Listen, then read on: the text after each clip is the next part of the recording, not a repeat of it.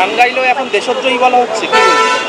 তাই তো, যে রবীন্দ্রনাথ নোবেল পুরস্কার পেয়ে ভারতকে গৌরবান্বিত করেছেন, আমাদের দেশের অহংকার একটা রবীন্দ্রনাথ ঠাকুর, তার গান গাওয়ার জন্যে দেশদ্রোহী বলা হচ্ছে।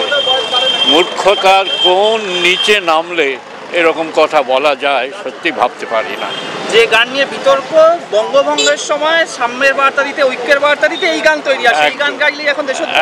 একেবারেই তাই, একেবারেই তাই। দেশের মানুষ দেখুক। শুধু অসমের মুখ্যমন্ত্রী না, আমাদের এখানে সজল ঘোষও বলছেন, ঠিক বলেছেন। হ্যাঁ, আরো অনেকে বলবার জন্য নিষ্পিস করছেন হয়তো, কিন্তু বলতে পারছেন না। আর যারা বলছেন তারা ভোটের রাজনীতি করেন, তারা বাঙালির কাছে প্রিয় হবেন এই সমস্ত কথা বললে।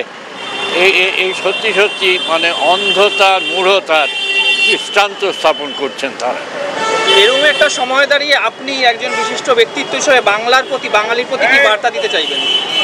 বাংলাকে ভালোবাসুন, বাঙালিকে ভালোবাসুন, সেই সঙ্গে সঙ্গে ভারতকেও ভালোবাসুন, নিজের দেশকে ভালোবাসুন, সঙ্গে সঙ্গে নিজের ভাষা, সংস্কৃতি, সাহিত্য সব কিছুকে ভালোবাসুন, এই বার্তা। পাগল করে অঘ্রাণে তোর ভরা খেতে কি দেখেছি আমি, কি দেখেছি মধুর হাসি, সোনার বাংলা, আমি তোমায় ভালোবাসি।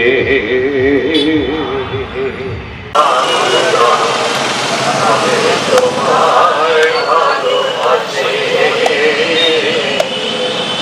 আমার সোনার বাংলা, আমি তোমায়